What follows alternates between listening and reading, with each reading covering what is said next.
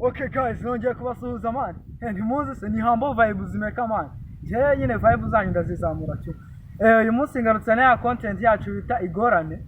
Ngiye kubashiraho irindi igorane ndarivuga gake gake nongere kuzandisubiremo nk'ibisanzwe murajya muri comment mumbwire ko mwabishoboye bro.